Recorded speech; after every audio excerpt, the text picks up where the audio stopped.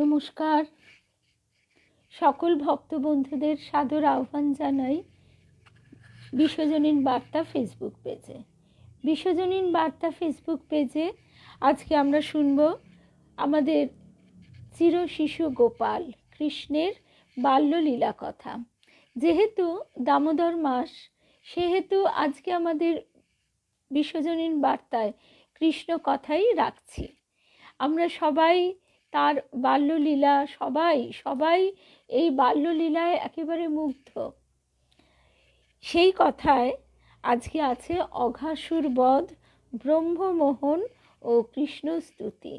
কৃষ্ণকে যে একবার একটুও ভালোবাসে, কৃষ্ণ তার অপূর্ব আকর্ষণী শক্তি দ্বারা তাকে কাছে টেনে নেয়। মাতৃভাবে খুব তাড়াতাড়ি সিদ্ধি লাভ হয়, ঠাকুর বলছেন, আর গোপাল মন্ত্রে। তো সেই জন্যে আজকে আমাদের এই শিশু দিবসটিতে মনে হলো আমরা আমাদের চির শিশু গোপাল এক অপূর্ব বাৎসল্য লীলা, বাৎসল্য প্রেমের কাহিনী, বাৎসল্য প্রেমের ভাব, এটি আমাদের আত্মস্থ করতে করতে আস্তে আস্তে আমরা অনুভব করি যে শুধুমাত্র দেহজাত সন্তানের সঙ্গেই এই প্রেম নয়, বাৎসল্য প্রেম এক সর্বব্যাপী অপূর্ব ধারা প্রবাহ। তাহলে আজকে আমরা শুরু করছি। শুভ সন্ধ্যা অমিতা, শর্মিলাদি, শুভ্রা, রিমা, স্বপ্নাদি, শুভ সন্ধ্যা। ঠাকুর মায়ের শ্রী চরণে সাষ্টাঙ্গ প্রণাম নিবেদন করে, শ্রী গুরুদেবকে স্মরণ করে আমরা শুরু করছি আজকের প্রসঙ্গ। সুখদেব শ্রী ভগবানের বাল্যলীলা কথা বলছেন। একদিন অঘ নামে এক মহাসুর গোপ বালকদের সাথে কৃষ্ণের মধুর গোচারণ লীলা দেখে ক্রোধে হিংসায় ক্ষিপ্তপ্রায় হয়ে উঠল। এই অঘাসুর ছিল পুতনা রাক্ষসী এবং বকাসুরের ছোট ভাই। শুভ সন্ধ্যা বিলাসপুরের দিদি অমিতা, চিনুদি, মধুরিমাদি, রূপা, শুভ সন্ধ্যা। এই অঘাসুর ছিল পুতনা রাক্ষসী এবং বকাসুরের ছোট ভাই।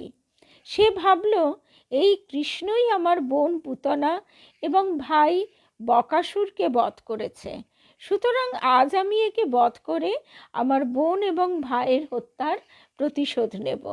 এইভাবে চিন্তা করে সেই অঘাসুর পর্বত প্রমাণ দেহ এবং পর্বত গহ্বরের মতো মুখ বিশিষ্ট এক প্রকাণ্ড অজগর সর্পের রূপ ধারণ করে গোপ বালকদের চলার পথে পড়ে রইল।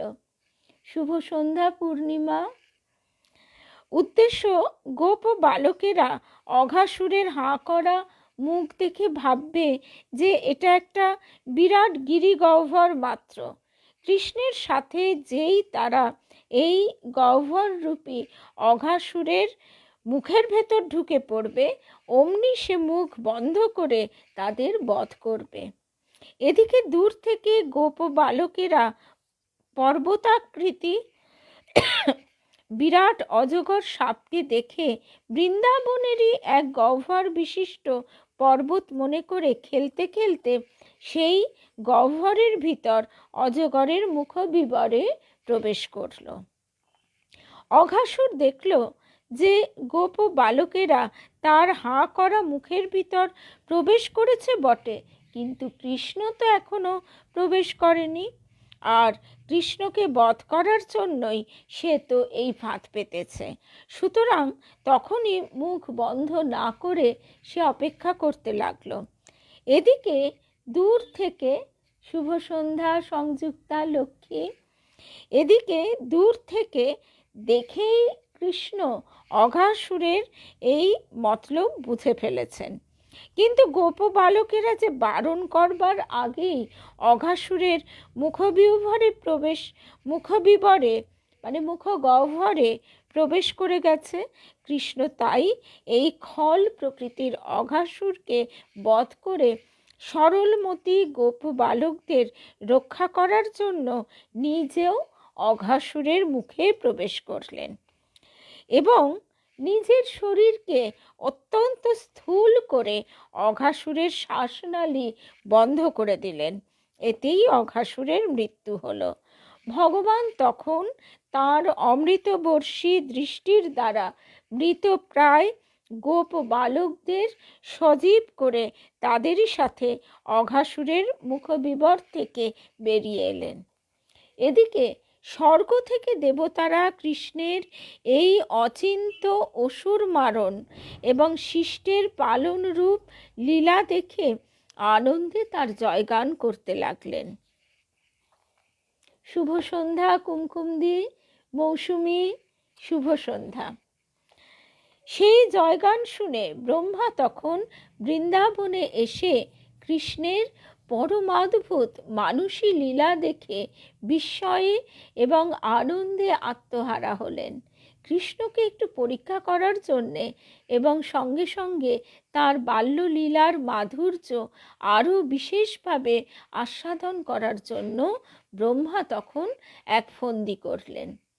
শুভ সন্ধ্যা কেয়া। ব্রহ্মা ভাবলেন, ভগবান যখন বৈকুণ্ঠের সিংহাসনে অধিষ্ঠিত হয়ে ব্রহ্মা বিষ্ণু মহেশ্বর প্রভৃতির স্তবস্তুতিতে পরিতুষ্ট হন, তখন তার মধ্যে অপরিসীম ঐশ্বর্যেরই স্ফুরণ হয়। সেখানে কিন্তু ভগবানের মাধুর্যের প্রকাশ হয় না। ঠাকুর বলছেন যে ঐশ্বর্য রূপ কমতে কমতে শেষে একেবারে দ্বিভুজ বালগোপাল মূর্তি। সেই বালগোপালের কোনোই ঐশ্বর্য নেই। সে যেন ভক্তের উপর নিতান্ত নির্ভর করে ফ্যাল করে চেয়ে আছে। মা তাকে যেমনটি রাখবে সে তেমনটিই থাকবে। এই মধুর লীলা, এই মাধুর্য, ভগবানের এই অপরূপ মাধুর্য ভক্ত ছাড়া তো প্রকাশ হয় না। ভগবান যখন মায়াকে অবলম্বন করে মানুষের মতো হয়ে মানুষের সঙ্গে লীলা করেন, তখনই কেবল তার এই মাধুর্যের স্ফুরণ হয়। অর্থাৎ ভগবান যখন তার ঈশ্বরীয় ভাব ভুলে মুগ্ধপ্রায় হয়ে মানুষই লীলা করেন, তখনই তার মাধুর্যের প্রকাশ হয়। ব্রহ্মা ঠিক করলেন কৃষ্ণের কাছ থেকে গোবৎস ও গোপ বালকদের সরিয়ে নিলে তিনি মুগ্ধবৎ কীরকম ব্যবহার করবেন, তার সেই মাধুর্য লীলা একবার প্রাণ ভরে দেখতে হবে। শুভ সন্ধ্যা কেয়া, অনিতা, রূপা। আজকে রূপা গাঙ্গুলি নেই, আর 2 রূপাই আছে। কল্যাণীদি শুভ সন্ধ্যা, মিনুদি শুভ সন্ধ্যা। তা এদিকে অঘাসুরের মৃত্যুর পর, তাকে বধ করার পর কৃষ্ণ তার সখাদের বললেন, আমাদের খাবার সময় অনেকক্ষণ পেরিয়ে গেছে, আমরা সবাই ক্ষুধার্ত হয়েছি, সুতরাং এসো আমরা সকলে এই সুন্দর যমুনা পুলিনে বসে খেয়ে নিই এবং বাছুররাও যমুনার জল পান করে সামনের তৃণক্ষেত্রে বিচরণ করুক। কৃষ্ণের কথায় সায় দিয়ে গোপ বালকেরা আনন্দে কৃষ্ণকে মাঝখানে বসিয়ে এবং নিজেরা তাকে ঘিরে বসে খেতে আরম্ভ করলেন। কৃষ্ণ ও গোপ বালকেরা একে অপরকে নিজের নিজের আনিত খাবারের আস্বাদন করিয়ে হাসতে হাসতে এবং অপরকে হাসাতে হাসাতে খেতে লাগলেন।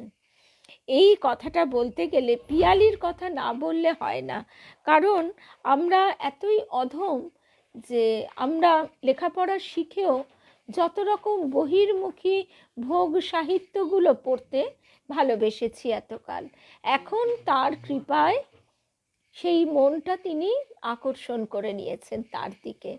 প্রথম যখন আমাদের পিয়ালি এখন নেই আজকে, ও পরে শুনবে, পিয়ালি ডেকেছিল গোপালের পিকনিক। কথাটা শুনে মোটেই আমার তো ভালো তো লাগেইনি, আর বরং ভেবেছিলাম উফ আবার একটা হই হুল্লোড়, আবার সারাটা দিন এই কাটবে।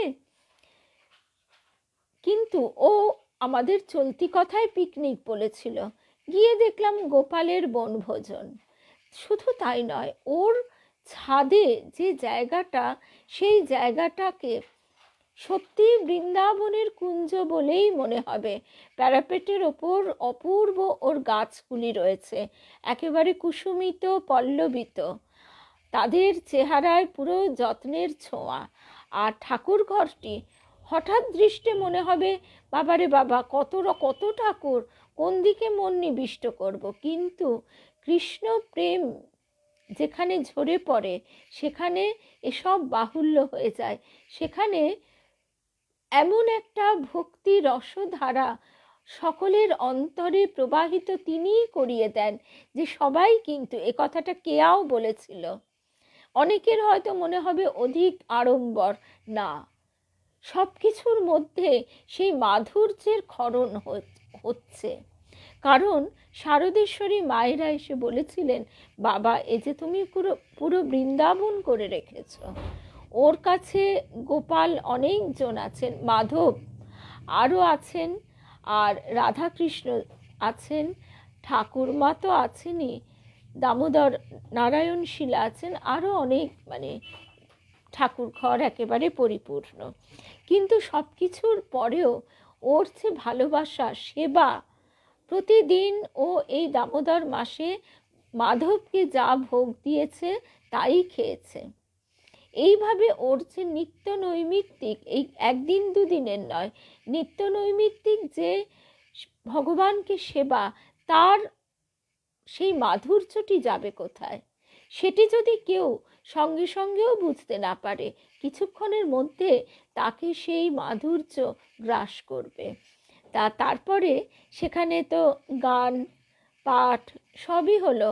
তারপর ঝুলা, দোলনায় কৃষ্ণ, মানে গোপাল, মাধব, গোবিন্দ যে নামেই ডাকুক না কেন, তাদের দোলা, তাদেরকে সবাইকে উপহার, তাদের কত রকম খাওয়ার ব্যবস্থা, মানে অন্তত পক্ষে 15-16 রকমের ভোজ্য। আবার প্রথমে বসে মানে ব্রেকফাস্ট, সে তার জন্যে বাল্যভোগ যাই বলি না কেন, তার জন্য অন্তত 6-7 রকমের আয়োজন। এবং কি অপূর্ব হাসি মুখে পিয়ালি এবং তার দুই পাশে 2 স্তম্ভ, দাদা এবং পুত্র দুজনেই, মানে পিয়ালির হাজব্যান্ড এবং পুত্র তিনজনেই যেভাবে, আর আরেকজনের কথাও না বললে নয়, পিয়ালির মা, ভাই, ভাইয়ের বউ, আর আমাদের সেই ছোট্ট মেয়েটি, মানে যেভাবে এত শক্তি, এত আনন্দ স্বয়ং তিনি না দিলে কেউ পায় না। ওর বাড়ি 3 তলায়, অনবরত ওঠানামা করতে হয়। তো যাই হোক, সেই গোপালের বনভোজন হচ্ছে এই বাল্যলীলাকেই স্মরণ করে, এবং সেদিন ওর নারায়ণের পূজা, যজ্ঞ আদি সব কিছু সুন্দরভাবে পুরোহিত দ্বারা হয়ে থাকে। এবারে 28শে ডিসেম্বর ও দিন মোটামুটি ঠিক করে রেখেছে, কারণ মল্লিকা বা আরও অনেকের হয়তো রবিবার না হলে অসুবিধে হয়, ছুটি থাকে না, সেই জন্যে 28শে ডিসেম্বর রবিবার এই গোপালের পিকনিকের জন্য, গোপালের বনভোজনের জন্য, সর্বোপরি এই বিশেষ লীলাটি স্মরণের জন্য আমরা সবাই ধন্য পিয়ালির কাছে, মানে পিয়ালির কাছে আমরা সবাই কৃতজ্ঞ, অভিভূত, ধন্য পিয়ালি। ঠাকুরের কৃপা না হলে এভাবে কেউ করতে পারে না। এর আগে সত্যি গো, এর আগে অনেক সময় ফেসবুকে টুকটাক ছবি দেখেছি গোপালের বনভোজন, গোপালের পিকনিক, কিন্তু আমরা তো ওই ঠিক একটু একটু ঠাকুরের গল্প, কৃষ্ণের গল্প শুনেছি, কিন্তু এইভাবে তো চর্চা করা হয়নি। তার ইচ্ছাতেই আজকে, তার আকর্ষণেই পারমিতার মুখ দিয়ে এই অপূর্ব কথাটি বেরোলো, এবং আমরা সবাই মিলে একসঙ্গে এত গভীরভাবে এই ভাগবত পাঠ শুনছি। তা এই অঘাসুর বধের ঘটনাটি অত অনেকের মনে হতে পারে এইটুকুই কি, না, এর তাৎপর্য অনেক গভীর। সেইটিতে এবার আমরা আসছি। তার আগে ভাগবতকার যে অপূর্ব মধুর একটি চিত্র এঁকেছেন তার শ্লোকের মধ্যে দিয়ে, সেখানে আমরা দেখছি যে সুন্দর যমুনা পুলিনে বসে সবাই সখাদের সবাইকে নিয়ে কৃষ্ণ খাচ্ছে।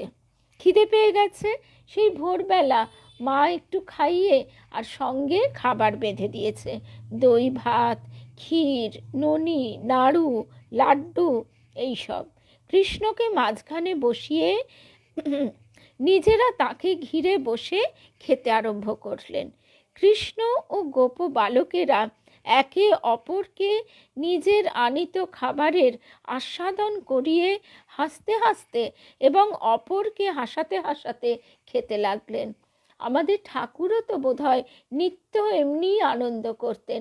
ভক্তরা এলে তাদের তিনি কতজনকে নিজে হাতে খাইয়ে দিতেন, আর সব সময় ফষ্টি নষ্টি করে তাদের সঙ্গে আনন্দ উচ্ছলভাবে থাকতেন। সকল যজ্ঞের যিনি অগ্রভাগ গ্রহণ করেন সেই ভগবান শ্রীকৃষ্ণ বাল্যলীলায় মত্ত হয়ে ডান হাতে দই মাখা ভাতের গ্রাস এবং বাঁ হাতে লবণ, আদা প্রভৃতি নিয়ে সখাদের সাথে পরমানন্দে খাচ্ছেন। তখন আর সূচি অসুচি এটো কিচ্ছু জ্ঞান নেই। ঠিক এমনটি ঘটেছিল শ্রীক্ষেত্রে জগন্নাথের মন্দিরে। মা সেখানে ওই যে গাছটিতে সুতো বাঁধা হয় মনের প্রার্থনা জানিয়ে, সেই বটগাছটির তলায় বসে সমস্ত ভক্তদের নিয়ে সেখানে সব ওই ঠাকুরের মানে জগন্নাথের সমস্ত প্রসাদ নিয়ে এসে রাখা হলো। মালসায় করে করে নানা রকম ভোগ সব একসঙ্গে নিয়ে স্বয়ং মা সেদিন সবার মুখে মুখে সেই ভোগ প্রসাদ তুলে দিয়েছিলেন।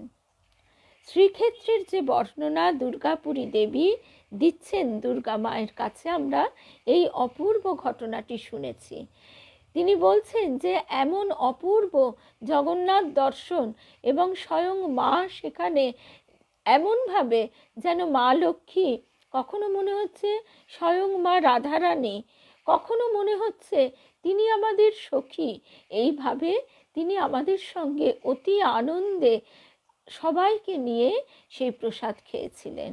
সেই জন্যেই মনে হয় যুগে যুগান্তরে রূপে রূপান্তরে একই লীলা বারবার সংঘটিত হয়। তাই এইভাবে সবাই মিলে আনন্দ করে সখাদের নিয়ে কৃষ্ণ খাওয়া দাওয়া করছেন। ব্রহ্মা তখন এই পরমাদ্ভুত দৃশ্য দেখে তার ফন্দি অনুযায়ী কৃষ্ণ এবং গোপ বালকদের আনন্দের আতিশয্যে অন্যমনস্ক দেখে মায়া বিস্তার করে গোবৎসদের স্থানান্তরিত করলেন। কিছুক্ষণ পরে গোপ বালকেরা যখন দেখলেন যে গোবৎসদের আর দেখা যাচ্ছে না, তখন তারা একটু ভয় পেয়ে বলতে লাগলেন, আরে বাছুররা সব গেল কোথায়? কৃষ্ণ তখন তাদের শান্ত করে বললেন, সখারা তোমরা খেতে থাকো, আমি এখনই গোবৎসদের খুঁজে আনছি।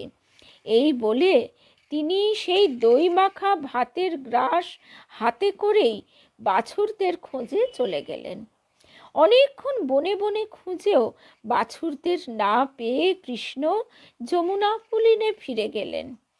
কিন্তু এখানে এসেও গোবৎসদের তো পেলেনই না, আবার তার সখাদেরও।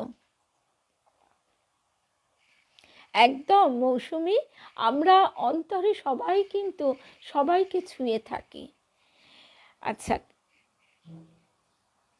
কিন্তু এখানে এসেও গোবৎসদের তো পেলেনই না, আবার তার সখাদেরও দেখতে পেলেন না। ভাবলেন এরাই বা সব গেল কোথায়? কৃষ্ণ তখন আবার তাদের বনে বনে অন্বেষণ করতে লাগলেন। এই অবস্থায় সাধারণ একটু শিশু কি করে? তার যা হয়, কৃষ্ণেরও হয়তো তাই হয়েছিল। বন্ধু ও বাছুরদের হারিয়ে তিনি দিশাহারা হয়ে পড়েছেন। হয়তোবা তার চোখের কোণে এক ফোঁটা জলও দেখা গেছে। ঠাকুরও মানিক রাজার আম্র কাননে তার সখাদের নিয়ে এমনি করে খেলা করতেন তার বাল্যলীলায় গদাই। সেই গানটা আছে না, কল্যাণেশানন্দজি মহারাজ, শিবাধীশানন্দজি মহারাজের কণ্ঠে, অপূর্ব আরতি, গদাই গদাই রে তোমার খেলার সাথী করো। অর্থাৎ আমরা যেন তার লীলায় সবাই থাকতে পারি। তার লীলায় থাকতে পারা মানে কি, তিনি চলেছেন, আমরা সবাই তার পিছনে পিছনে আনন্দে ভর করে চলেছি, আর মা আমাদের আগলে রেখেছেন। যত অশুভ শক্তি, রিপুর আক্রমণ, সব কিছু থেকে মা আমাদের আগলে নিয়ে ঠাকুরের সঙ্গে আনন্দে পথ চলা সহজ করে দিচ্ছেন। সেই ভোরবেলা উঠে নিড়ানি দিয়ে পাথর সরিয়ে কলকাতার লোকেদের আবার পায়ে লাগবে বলে মা পথ পরিষ্কার করে দিচ্ছেন। এও সেই রূপক, যখন আজ থেকে বহু বছর পরে এই বাল্যলীলা সবাই শুনবে, গদাইয়ের বা মায়ের এই কাহিনী যখন সবাই শুনবে, তখন তারাও বলবে এসবই তো রূপক। সত্যি তাই। আর স্বয়ং মা তো নিজ মুখেই বলেছেন, ঠাকুর এসে এবার সব দরজা জানলার হুড়কো ছিটকিনি সব খুলে দিয়ে গেছেন, শুধু উঠে একটু ঠেলা দেওয়ার অপেক্ষা। তো এইবার তিনি কি করবেন? আর মানিক রাজার আম্রকাননে ঠাকুর আবার একবার ওই কৃষ্ণ সেজেছেন, সেই ভাবাবস্থায় তিনি সেখানে ওই ভাব সমাধিস্থ হয়ে যায়, সমাধিস্থ অবস্থা হয়ে যায়, ভাব সমাধি হয়ে যায়। তার সখারা ভয় পেয়ে ছুটতে ছুটতে এসে চন্দ্রমণি মাকে খবর দেয়। আর ওই চিনু শাখারি শ্রীনাথ, যার ভালো নাম শ্রীনাথ, শ্রীনাথ, সে তাকে এমন সেবা করেছিল যে তিনি আরেকজনও তাকে এমন সেবা করেছিল সেই সময়, ঠাকুর বলেছিলেন যে তোমাদের কোনো দিন রোগ ব্যাধি হবে না। সত্যি তাই। তো শ্রীনাথ, চিনু, এইভাবে নামটা অপভ্রংশ হয়ে গেছে। তো সেই চিনু শাখারি তো বলতেন না, গদাইয়ের গায়ে হাত বুলিয়ে বুলিয়ে, গদাই সবাই জগৎ কত লীলা দেখবে, আমি তো দেখতে পাবো না, আমি তো থাকবো না। গদাই হয়তো তাকে তার সেই নারায়ণ রূপও দর্শন করিয়েছিলেন। সব কথা তো আর বইয়ে লেখা থাকে না। যেমন যোগিন মা তার কি বলে, যোগিন মা একবার তার নাতিরা তাকে নিয়ে গেছে। তার যোগিন মা না গোলাপ মা, এটা আসলে ভুল হয়ে যাচ্ছে, তো যাই হোক সে একজন, হয় গোলাপ মা নয় যোগিন মা। গনুর মা যিনি, ওই তিনি যোগিন মাই। তা সেই যোগিন মা তার নাতিরা, গনুর মা গনু, তার তো অল্প বয়সে বিয়ের পর মৃত্যু হয়। তার দুই নাতি ছিল, নাতিরা এসে মাঝে মাঝে দিদিমাকে নিয়ে যেত, দিদিমা কিছুতেই যেতে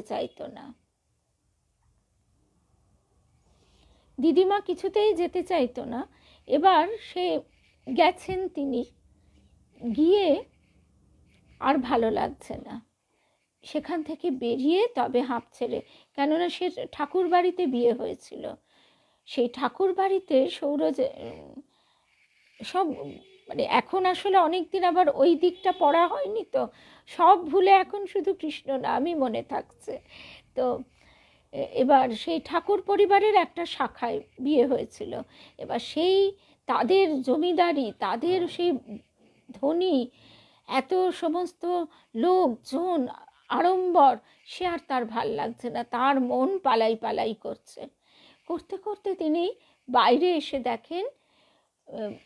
এসেছেন কি, গঙ্গা স্নানে যাবেন এই কথা বলে কোনো রকমে পালিয়ে এসেছেন ভোরবেলা। এসে দেখেন ঠাকুর দাঁড়িয়ে হাসছেন।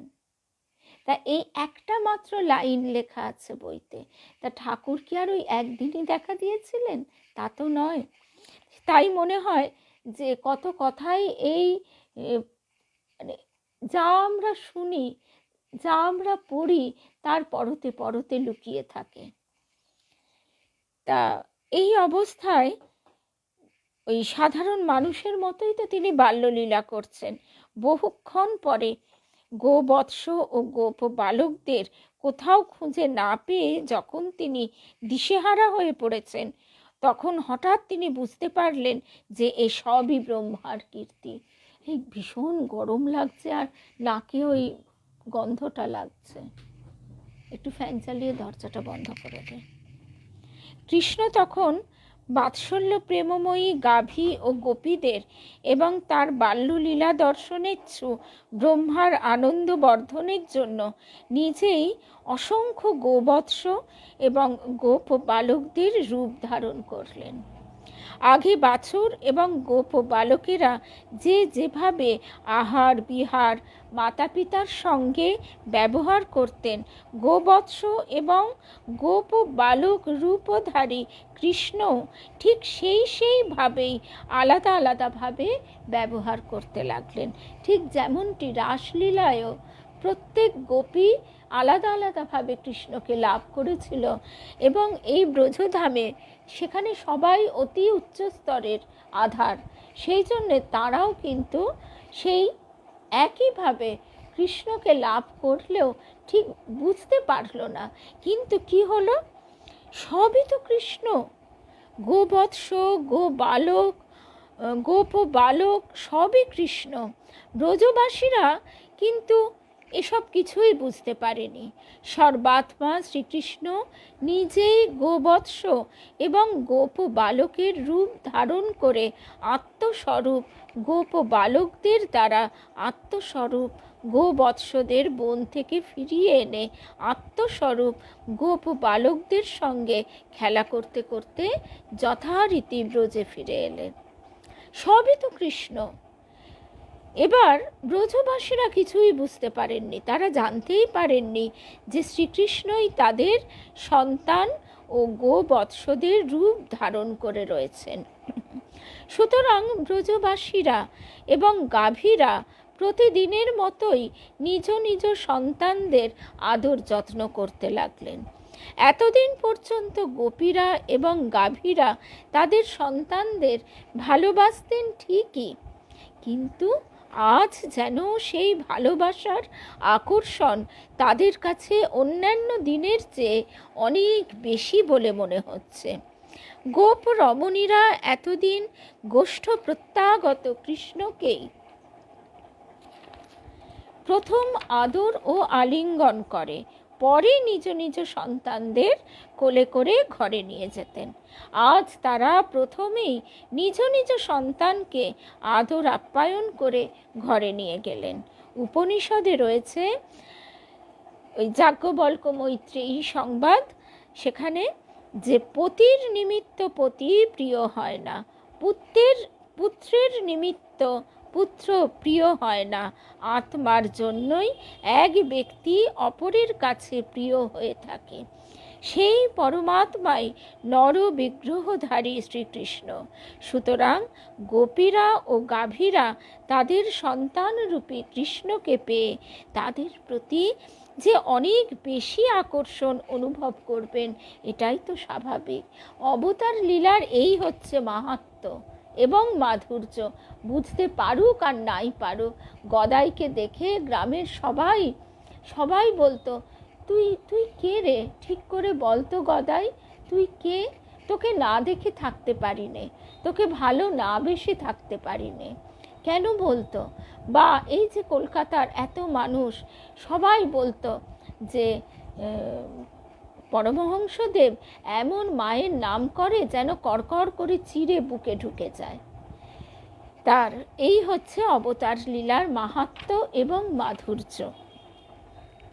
এদিকে ব্রজের বাৎসল্য প্রেমবতী গোপীরা এবং গাভীরা কৃষ্ণকে নিজের সন্তানের চেয়েও বেশি ভালোবাসতেন ঠিকই, কিন্তু তাতে তাদের তেমন আনন্দ হতো না। তাদের মনোগত বাসনা ছিল, কৃষ্ণ যদি আমার গর্ভজাত সন্তান হতো। শ্রীকৃষ্ণ ঠিক করলেন, ওই যে তাকে যেভাবে ভজনা করে তিনি তাকে সেইভাবেই যে কৃপা করেন। অনেক ভালোবাসা গো। শ্রীকৃষ্ণ ঠিক করলেন ব্রহ্মার মনোবাসনার পূরণের সঙ্গে সঙ্গে তিনি ব্রজের গোপী এবং গাভীদের সন্তান হয়ে তাদেরও মনস্কামনা পূর্ণ করবেন। ঠাকুরও কিন্তু মানে এটা সবাই জানে যে তিনি গিরিশ ঘোষেরও অমনি সন্তান, যে সন্তানটি বেশি দিন বাঁচেও নি এবং সে ভালো করে কথাও বলতো না, শুধু মায়ের কাছে গিরিশ ঘোষকে টানতে টানতে নিয়ে গেছিল। গিরিশ ঘোষ তো একেবারে জবরদস্তি, তোমাকে আমার ছেলে হতে হবে, তার তো কোনো একেবারে অকপট, যা মনে হতো তাই বলে দিতেন।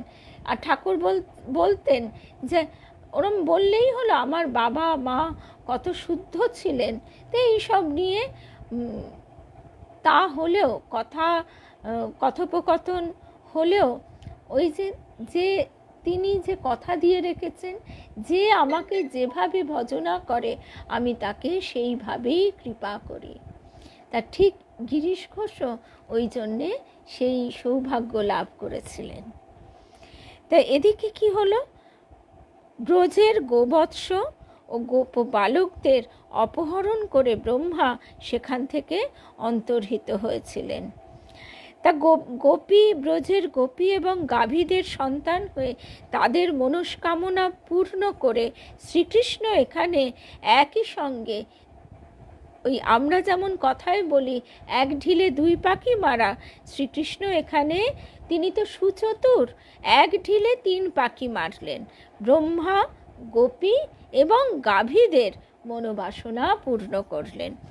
এইভাবে শ্রীকৃষ্ণ নিজেই গোপ বালক ও গোবৎস সেজে নিজের সঙ্গেই নিজে প্রায় 1 বৎসর ধরে খেলা করলেন। এদিকে ব্রহ্মা তো সেখান থেকে অন্তর্হিত হয়ে গেছে। কিছুক্ষণ পরে মানুষের হিসেবে প্রায় 1 বছর পর ফিরে এসে দেখলেন যে কৃষ্ণ ঠিক আগের মতোই গোবৎস ও গোপ বালকদের নিয়ে খেলা করছেন।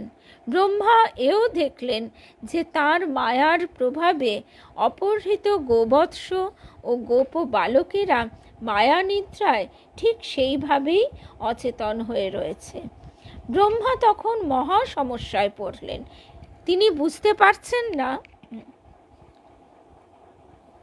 পারছেন না যে কৃষ্ণের সঙ্গে যেসব বাছুর ও গোপ বালকেরা রয়েছে তারা কে, কোথা থেকেই বা তারা এলো। কৃষ্ণকে মায়ামুগ্ধ করতে এসে ব্রহ্মা নিজেই এখন কৃষ্ণের মায়ায় মুগ্ধ হয়ে গেলেন। হঠাৎ ব্রহ্মা দেখলেন যে সমস্ত গোবৎস ও গোপ বালক সবাই কৃষ্ণমূর্তিতে অবস্থান করছেন। সবাই ঘন শ্যাম বর্ণ এবং পীত বেশধারী, সর্বভূতে আত্মদর্শন। ব্রহ্মা দেখছেন গোবৎস এবং গোপ বালক সবাই চতুর্ভুজ, শঙ্খচক্র গদা পদ্ম ধারণ করে রয়েছেন। সবাই হার কুণ্ডল ও বনমালায় পরিশোভিত।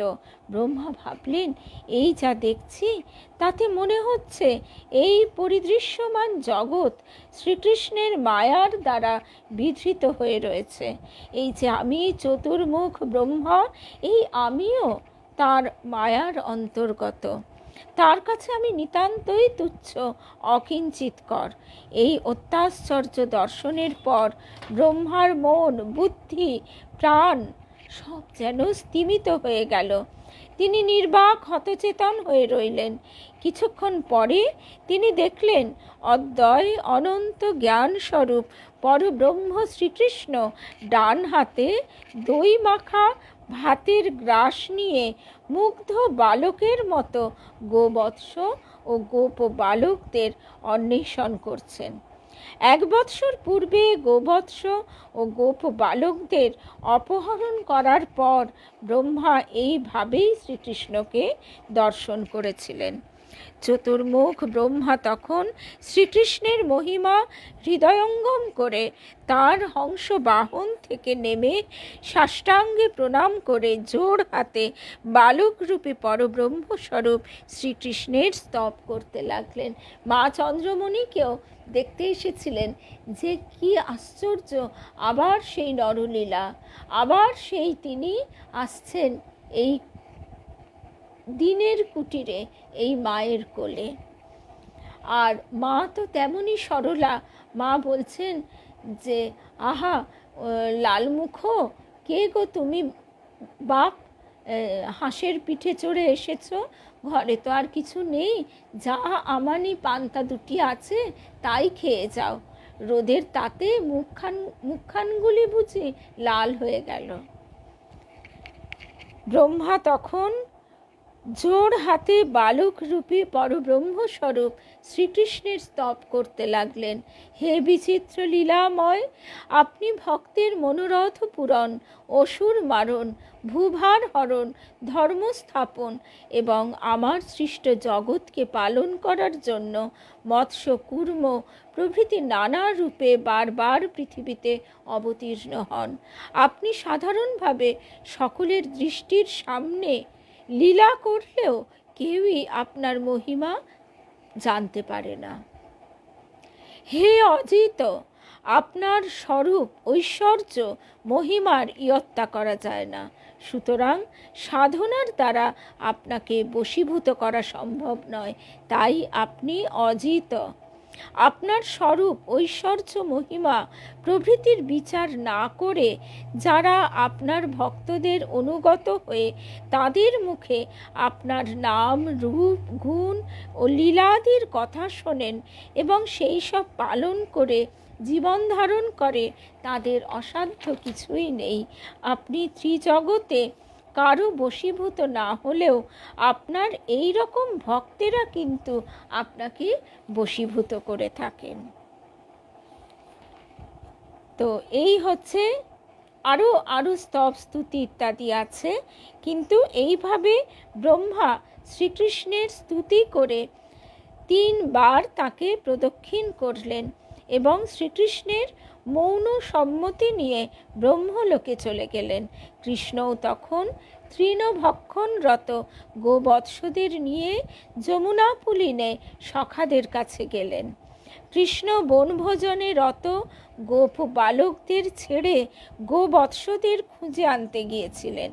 এর মধ্যে প্রায় 1 বছর কেটে গেছে, কিন্তু কৃষ্ণের মায়ার প্রভাবে কৃষ্ণ সখাদের মনে হলো যে কৃষ্ণ অতি অল্প সময়ই বাছুরদের খুঁজে আনার জন্য তাদের কাছ থেকে দূরে থেকেছেন। কৃষ্ণকে আসতে দেখে গোপ বালকেরা বললেন, সখা, তুমি তো খুব শিগগিরই বাছুরদের খুঁজে এনেছ।